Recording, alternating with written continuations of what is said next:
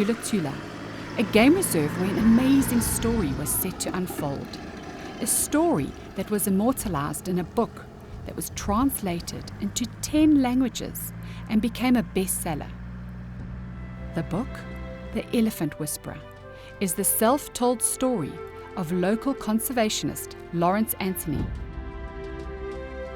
What Lawrence had done in winning over a group of angry elephants who hated humans and who die-hard conservationists had all but given up on is all the more incredible when bearing in mind that this was a man with no formal training in conservation when he bought the land to create Thula Thula, on which he and Francoise set up a lodge and a tented camp. Throughout all his missions to save animals, Francoise was in the background giving him support and keeping the lodge running.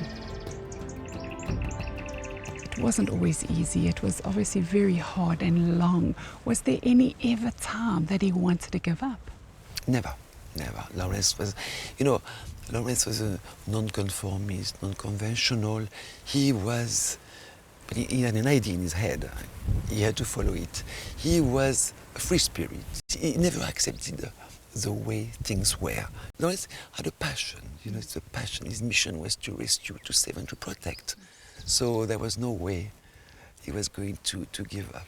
This passion for vulnerable animals is shared by Francoise, who is fiercely protective of the animals on the reserve and who readily took on the task of caring for a baby elephant who appeared in her back garden a year ago. And he was lost, and so was I. It was a baby elephant in my kitchen. Then gave him some food. He drank a lot. He was completely dehydrated, starving, very stressed. And after that, the whole team of rangers went to check where was the herd, because the main purpose was to bring the baby back to the herd. And it was a magnificent, successful operation. She has helped to raise funds for a rhino orphanage, which has its very own ambulance. Plucked by Lawrence from the heart of Paris's fashion world, where she worked as a fashion designer to be his wife, she had never been on a game reserve before the advent of Thula Thula. She brought with her own special flair in the running of the lodge, with French cuisine and a designer's eye for decorating the rooms. And now has readily stepped into Lawrence's shoes by taking over the supervision of the field staff.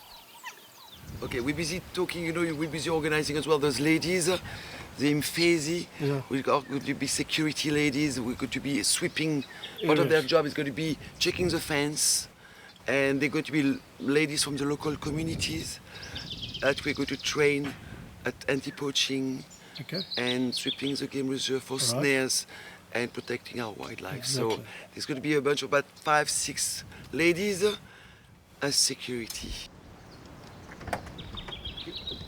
Besides employing women from the local community to search for snares and check the fencing, Francoise has implemented extreme measures to protect the resident rhinos from poachers.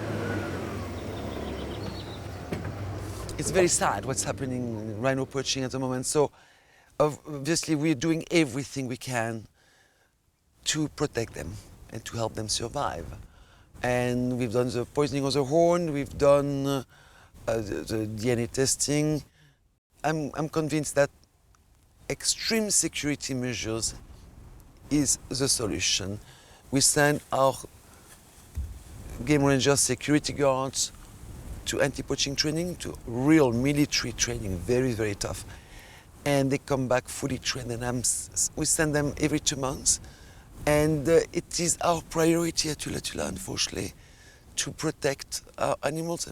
Part of the main actions we are taking. So those guards are with those rhinos? All the time, permanently. We employ actually 8 people just to look after the rhinos. It's permanent, 24/7 armed guards, fully trained anti-poaching guards who are looking after our rhinos.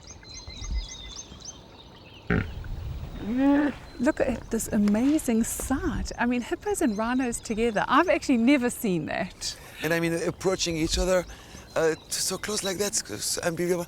Just shows the total harmony which exists with the wildlife here. There's no conflict within them. Yes, within nature. I can see it's that. Nature, exactly. And just shows the special spirit existing on this place.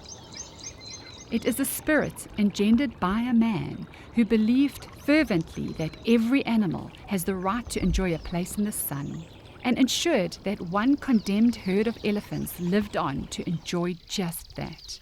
He was a man of great humility who reached out to animals because they were in need and not for the recognition, which nevertheless came his way and turned him into a legend.